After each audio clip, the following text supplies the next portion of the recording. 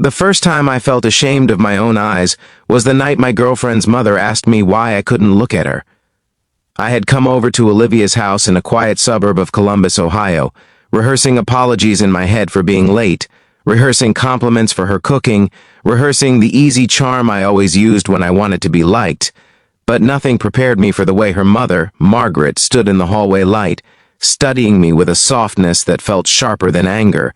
And then, in a voice barely above a whisper, she asked why I looked everywhere except at her. If you believe in kindness, in second chances, and in the power of facing what scares you most, take a moment to like this video, share it with someone who needs a reminder, comment your thoughts, and subscribe to the channel. Stories like this matter because they reflect the quiet battles so many of us fight alone. I wish I could say I looked up right then. I didn't. My eyes drifted to the framed family photos lining the wall. Olivia in a cap and gown, Olivia at the beach, Olivia hugging a tall man I knew was her late father. I studied the grain of the hardwood floor like it held secrets.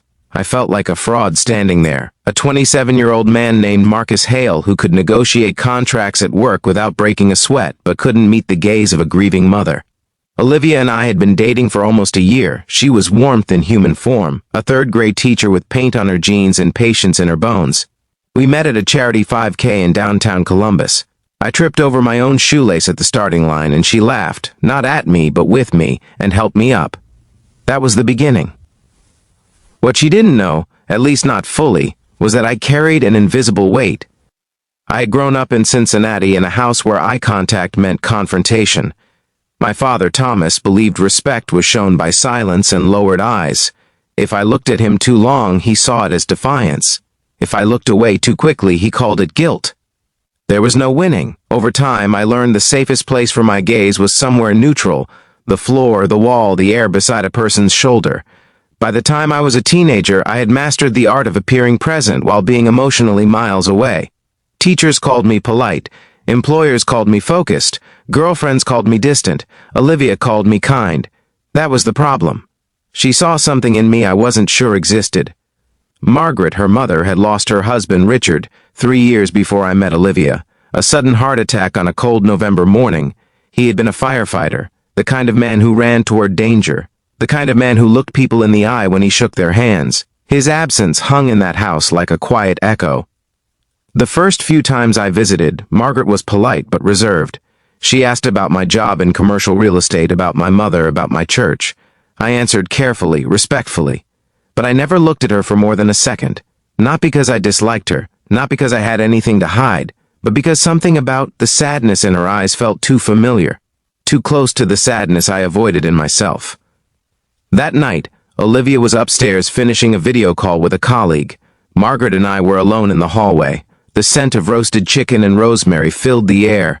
The house felt warm, safe, and yet my chest felt tight. Her question landed gently, but it cracked something open. She wasn't accusing me. She wasn't angry. She sounded hurt. I finally forced myself to glance up, just for a second. Her eyes were a soft gray, tired but kind. There were faint lines around them, the kind carved by both laughter and loss. "I'm sorry," I muttered, my voice barely steady, but even as I spoke, my gaze slid away again. Dinner was quiet for me. Olivia talked about one of her students, a boy named Ethan who had finally learned to read full sentences. Margaret smiled at her daughter with pride. I watched them from the corner of my vision, feeling like an outsider at a window, looking into a home I didn't know how to enter. After dessert, Olivia stepped outside to take a phone call. I stayed at the table, helping Margaret stack plates. The clink of porcelain against porcelain sounded louder than it should have. She didn't look at me when she spoke again. She simply said that her husband used to say the eyes were the most honest part of a person, that when people avoided looking at him, he felt like they were already halfway gone. She said she sometimes felt that way with me, like I was preparing to leave before I had even fully arrived. Her words didn't accuse me. They invited me, and for the first time I realized this wasn't about manners. It wasn't about awkwardness. It was about connection, about trust, about whether I was willing to be seen. That night, I barely slept. I lay in my apartment staring at the ceiling, replaying her words. I thought about my father's booming voice, about the way I used to study the carpet fibers in our living room during his lectures. I thought about the day I moved out at 18, promising myself I would never feel that small again. Somewhere along the way, I had confused self-protection with strength. The next weekend, I asked Olivia if I could come over early. She sounded surprised but happy. When I arrived, Margaret was in the backyard, tending to a small garden behind the house. The Ohio air carried the first hint of spring. My heart pounded harder than it ever had in a boardroom. I walked up to her slowly. She looked up from the soil, brushing her hands on her jeans. For a split second, I felt the old instinct to drop my gaze. This time, I didn't. I looked at her, really looked at her, at the tiredness, at the resilience, at the quiet hope. My voice trembled as I told her about my childhood, about how eye contact had never meant safety to me, about how I didn't even realize I was avoiding her until she pointed it out. I told her it wasn't about wanting to leave, it was about being afraid of being known. Saying those words felt like stepping into cold water. Painful at first, then strangely freeing. Margaret listened without interrupting, and when I finished, she reached out and placed a hand over mine. Her eyes were wet, but she was smiling. She said she wasn't my father. She said that in this house, looking at someone meant you trusted them enough to let them see your heart. She said she wanted to know the man her daughter loved, not just the outline of him.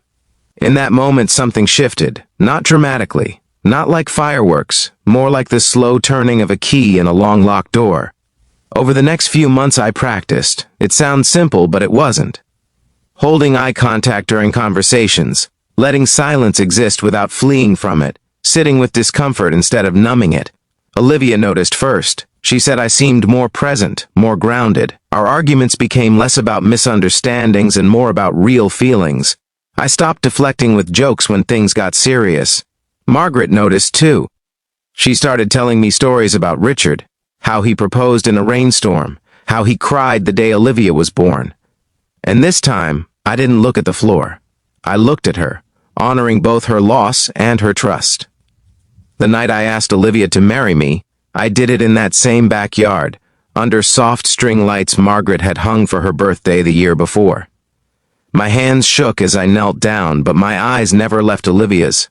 I wanted her to see everything in me, fear, hope, love. When she said yes, Margaret was watching from the kitchen window, and when I stood up, I met her gaze across the yard. There were no words between us, just understanding. Before this story ends, I want to ask you something deeply personal. If this journey of healing, vulnerability, and second chances has touched your heart in any way, please like this video, share it with someone who might be struggling to open up, and subscribe for more stories that remind us we're not alone. And right now, before we close, comment the word seen if you believe everyone deserves to be truly seen and understood. Because here's what I learned. Sometimes the bravest thing you can do isn't to speak louder or stand taller. It's to lift your eyes, to let someone see the parts of you that were once hidden in shadow, to risk connection instead of choosing safety. Margaret's question didn't shame me, it saved me, and in learning to look at her, I finally learned how to look at myself.